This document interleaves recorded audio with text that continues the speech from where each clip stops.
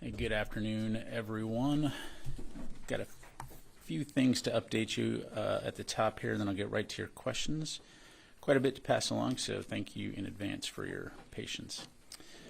So Defense Department support to the state of Hawaii and FEMA in the aftermath of Maui's wildfires continues. As of today, U.S. Army Pacific Command, in its role as the Theater Joint Force Land Component Command, is conducting 6 approved mission assignments for FEMA, which include operation of a Defense Coordinating Element Office, which includes liaison officers, inter-island air and sea transportation for the movement of cargo, personnel, supplies, and equipment, use of the U.S. Army's Schofield Barracks on Oahu to support facilities for billeting, life support, and hygiene facilities for federal emergency responders, strategic transportation of personnel and or cargo, standby for aerial fire suppression, and use of the U.S. Army Reserve Center Wailuku, and support as a FEMA incident support base and federal staging area for FEMA. Combined Joint Task Force 5-0 under the command of Army National Guard Brigadier General Stephen Logan, the dual status commander, is now at full operational capability and is actively synchronizing all DoD support to disaster relief operations. That support consists of a variety of ongoing activities and capabilities to include the Hawaii National Guard's response teams trained in a variety of hazardous material response, providing support to search and recovery operations. Additionally, Hawaii National Guard personnel continue to support local law enforcement by manning traffic control points and providing area security in Lahaina.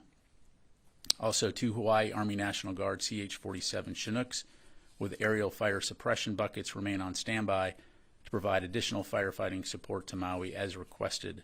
Of note, these Army National Guard air crews have already dropped more than 189,000 gallons of water in support of firefighting efforts. Other DoD support includes the U.S. Army's 402nd Army Field Support Brigade, which has field service representatives on Oahu for communications and logistics support to CJTF 5-0 if needed. Additionally, the U.S. Army Corps of Engineers are currently managing 2 operational FEMA mission assignments for debris removal and temporary power.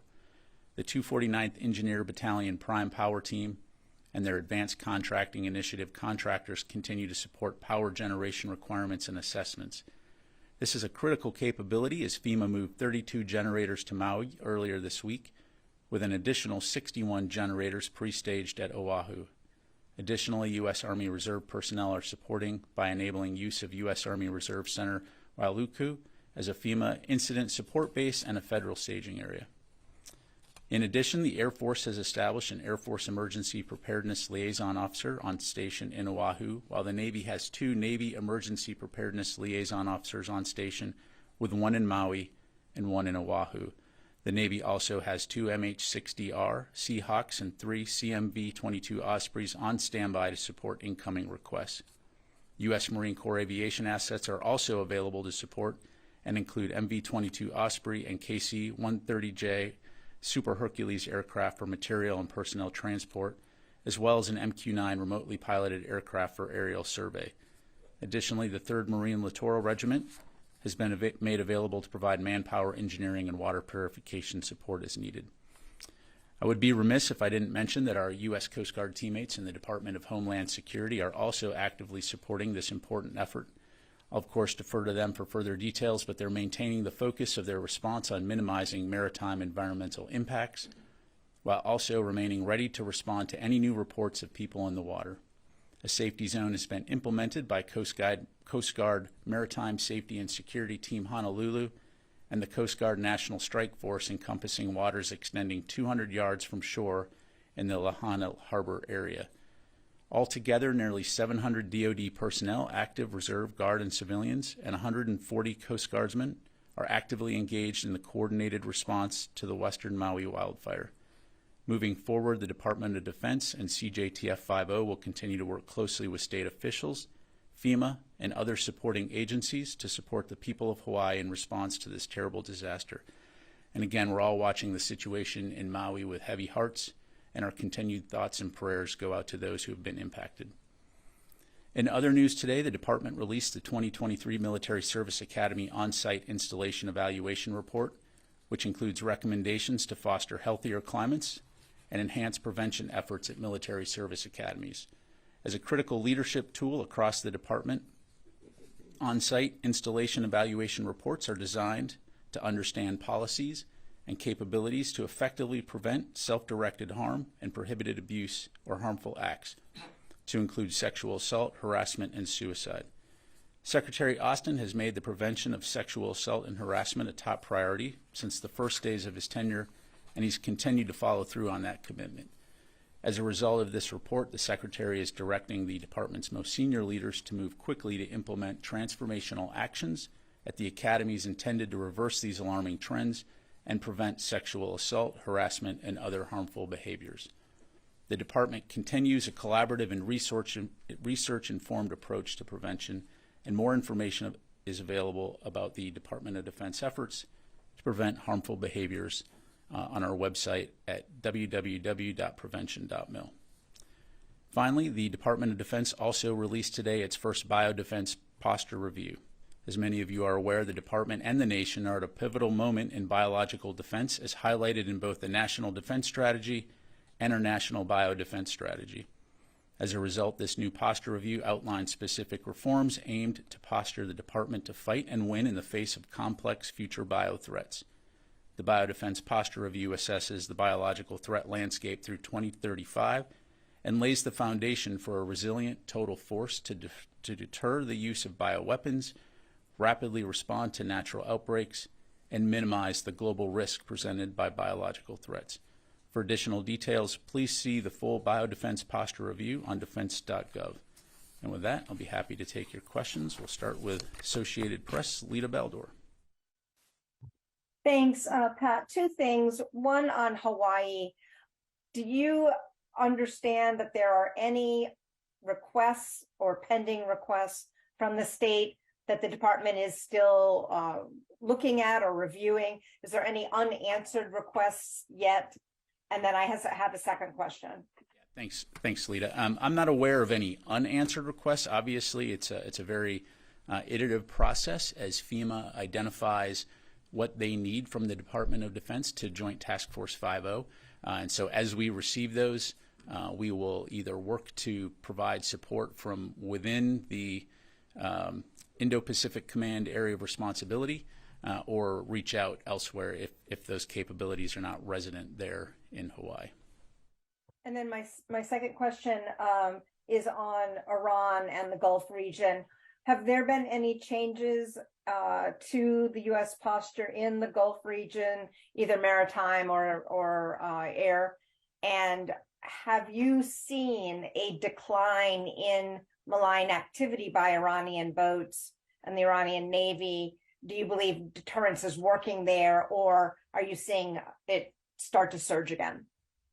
Yeah, thanks, Lita. So I don't have anything new to announce in terms of force posture since the last update we provided when the amphibious readiness group arrived in theater.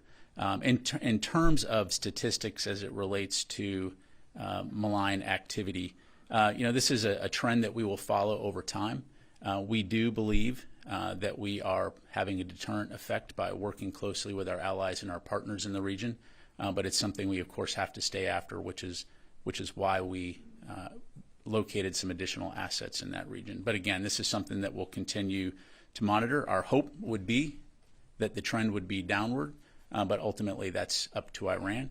In the meantime, we're going to do everything that we can to ensure the safety and security in the region and the continued ability of commerce to transit the Strait of Hormuz unimpeded. All right, let me go to in the room here, Jen. Pat, just to follow up on the deterrent effect, can you outline how many incidents between the American F-35s who've been deployed to Syria and the Russian Air Force have occurred? How close has it come? Thanks, Jen. I don't have any information. I'm not aware of any specific incidents, but let me take that question. We'll come back to you. And separately, can you put into context why tomorrow's summit between the president and the South Korean and Japanese leaders is so historically significant from a military perspective? Sure.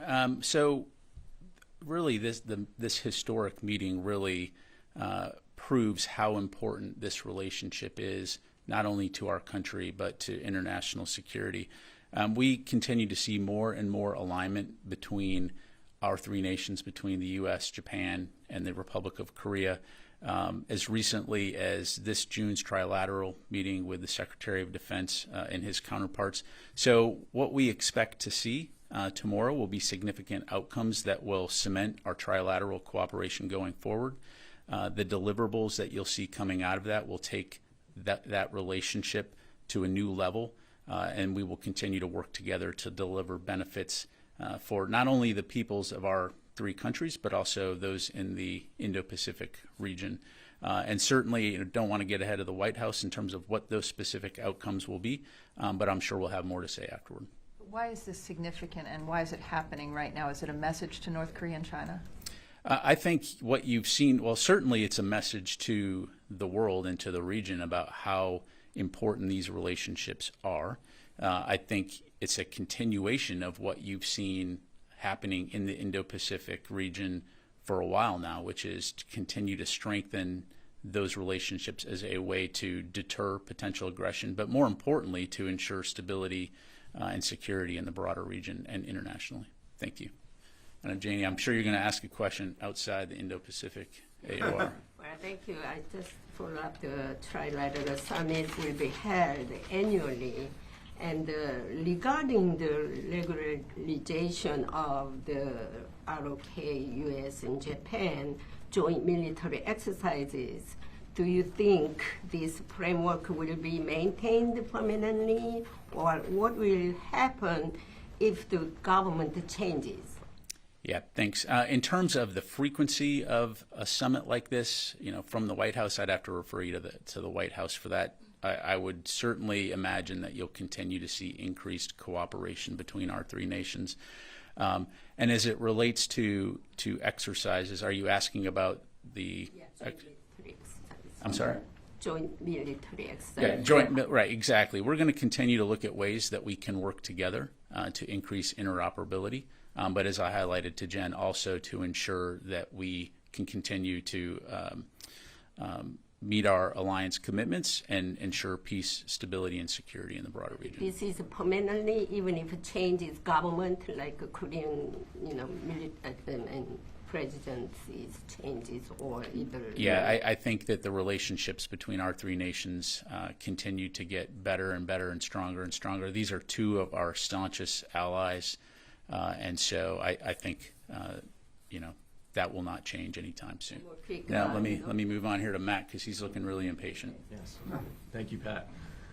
On Private Travis King, have there been any new substantive communications from the DPRK, either to the U.S. or the United Nations Command? And does the U.S. have any knowledge on the status or well-being of Private King? Yeah, thanks. I don't have any updates to provide in terms of any new communication. Certainly, our priority remains Private King's well-being and efforts to get him home, but I don't have any specific updates on that end. Thank you very much. We'll go to Tom. Thanks, Pat. Last night, Pentagon sent out a note on a taken question regarding the cluster munitions testing and survey. I have two related questions to that, please. One is that you're not going to give it to us, I understand that. Will the information from those tests be provided to Ukrainian officials, since obviously they'll be using them? They promised to map. They had said they're going to map where they use clusters. Will that information be given to the Ukrainian officials for their use and consumption, since basically their civilians will be impacted by it possibly as well? And the second one, I am a little curious. Maybe you can, without straying into the security issues, what is it about the testing rates, the DUD rate, that has to be classified? Why is that classified? Yeah, what can sure. be given to the adversaries? Thanks. Yeah, so I'll start with your second question first. Why is it classified? Because, you answered your own question. That's information. Yeah, there you go. So, next question.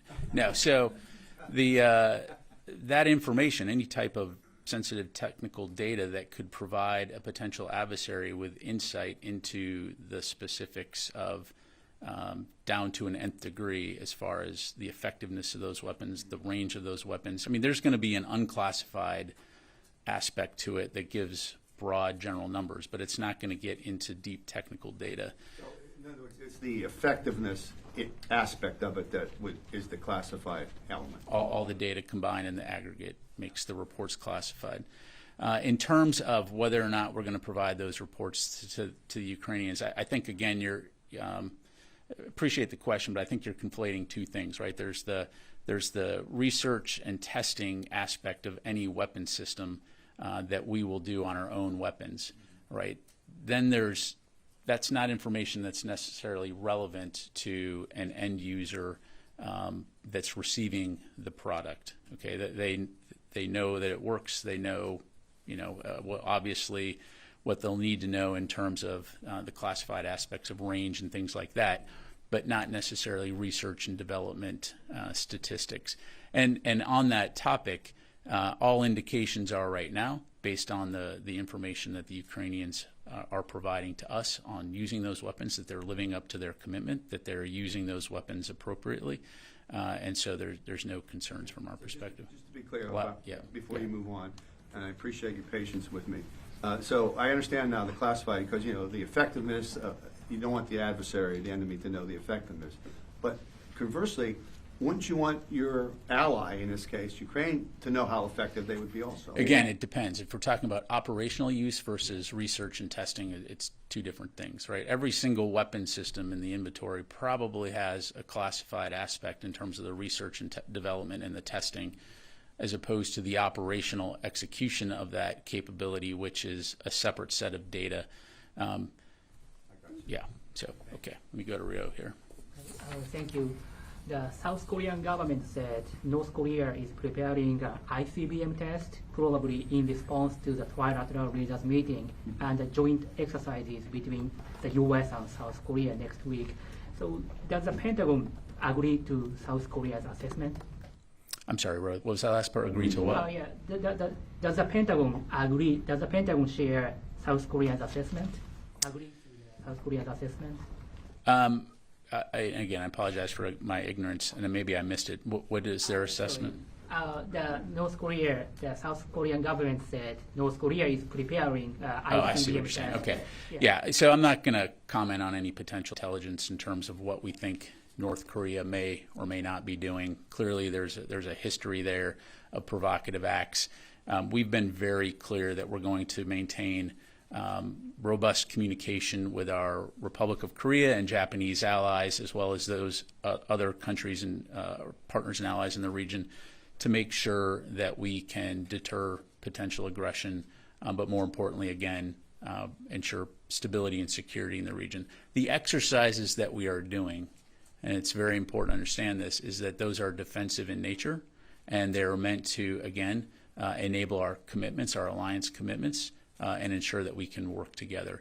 We have, the U.S. government has on many occasions highlighted the fact that we are willing to engage diplomatically with North Korea without any preconditions, to which this point they have chosen not to do that. So hopefully that answers your question. Yeah. One follow-up. On the trilateral cooperation with Japan and South Korea, do you expect this trilateral cooperation will focus more on China militarily? Again, I would say to take a step back, right? And if you look at the broad efforts of the United States and our allies and partners across the Indo-Pacific region, it's really focused on ensuring that we can all work together in an international rules-based order to ensure stability and security in the region. It's not directed at any one particular nation. If there are nations that choose to try to use coercion and try to create instability or violate sovereign rights, we want to work together with nations to try to prevent that kind of activity. But certainly we would hope that all nations would act in a responsible, professional manner to enable everyone to live in peace and prosperity throughout the region. Let me go to Jim Garamo here.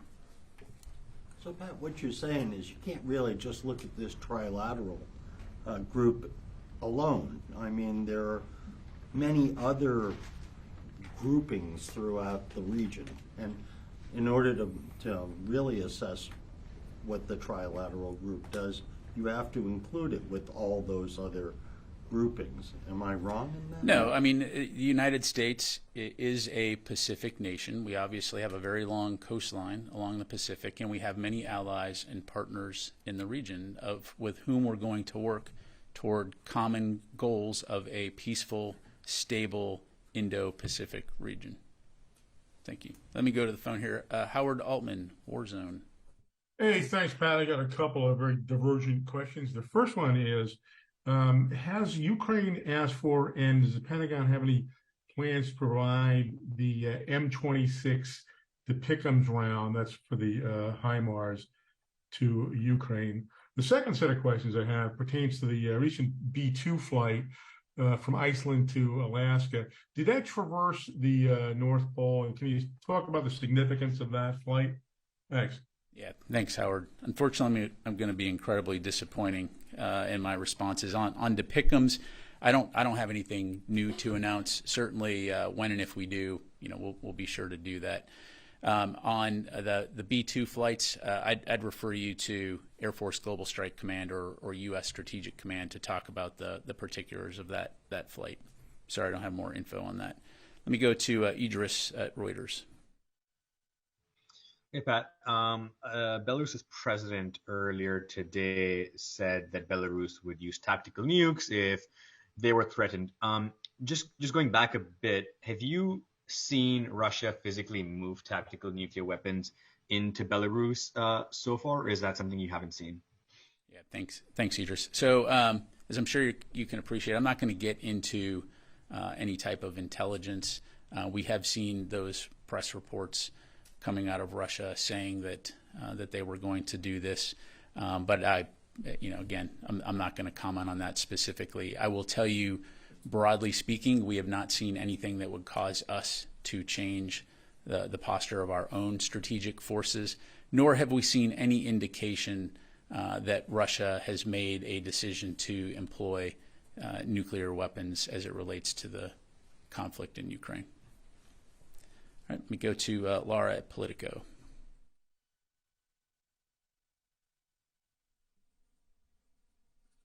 Hey, sorry, I'm just trying to unmute myself. Thanks for doing this. I wanted to follow up with you just about excuse me, I'm coughing. Just about the Trilateral meeting, and I'm wondering if you can give us some more details about this hotline that was reported that's going to be set up between the three nations, the U.S., Japan, and Korea. How exactly is that intelligence sharing going to work? Anything you can tell us about the mechanisms of that hotline, as they're calling it, would be very helpful. Yeah, thanks, Laura. So, again, I'm going to defer to the White House right now since this is their summit.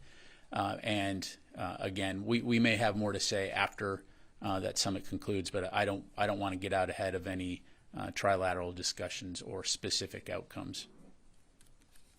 Okay, let me come back. Yes, ma'am. I have two questions. But the first is, there are reports a plea deal is being negotiated for the suspected mastermind of the September 11th attacks and his fellow defendants. What message do you have for the families who have been waiting for nearly 22 years for their trials, and is justice being served? Yeah, thank you. We are aware that a letter was recently sent by the Office of the Chief Prosecutor for Military Commissions to the families of the victims of the 9/11 attack. However, because the specific cases are ongoing, it would be really inappropriate for me to discuss it at this point. So any questions on that, I'd have to refer you to the Office of Military Commissions.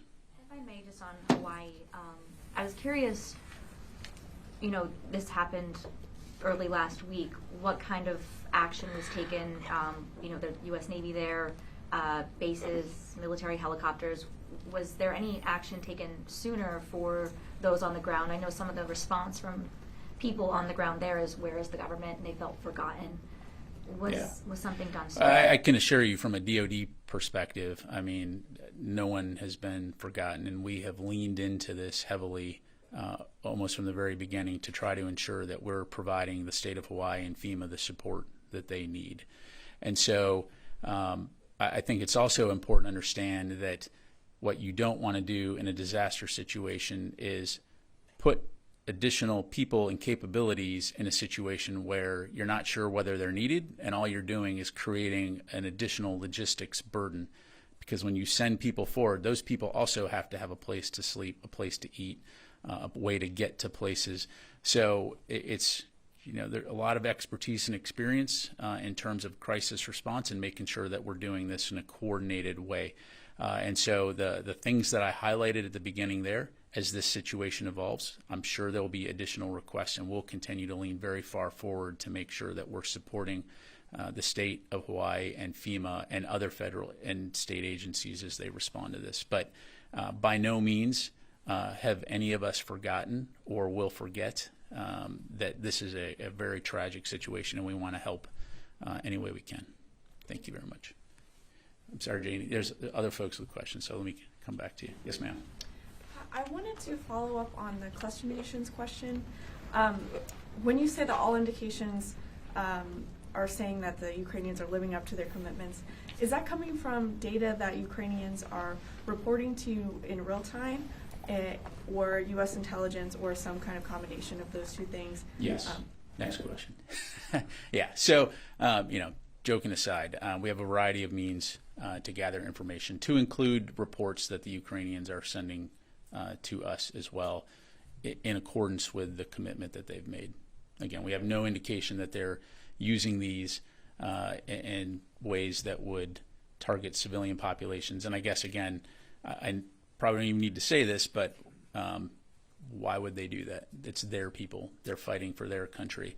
And so in addition to providing that information, recording where they've done this for future demining efforts, so to speak. So we're confident that they're using them appropriately. Thank you. Sir. Follow up on an earlier question, returning to the Trilateral Summit that's going to take place. I wanted to know if you could offer any more details on the reported increased missile defense cooperation exercises that will likely take place. Yeah, again, I hate to sound like I'm beating a dead horse here, but once the summit occurs and the readouts come out from those discussions at the White House, we'll, I'm sure, have a lot more to talk about. But again, it's a White House summit, and there'll be much more to follow in the days and hours ahead. Thank you. Let me just take a couple more. Go back to the phone to Jared from L Monitor. Hey, sir. Thanks for doing this. Just wanted to check in. There have been some scattered reports in Arabic language media coming out of Iraq saying that there's been, over the past week or so, a movement of U.S. coalition forces from the Al Tamf garrison, possibly to the Al Qaim area, which is an area in which U.S. forces used to be based. I think they withdrew out of there back in 2020 amid a bit of a broader drawdown.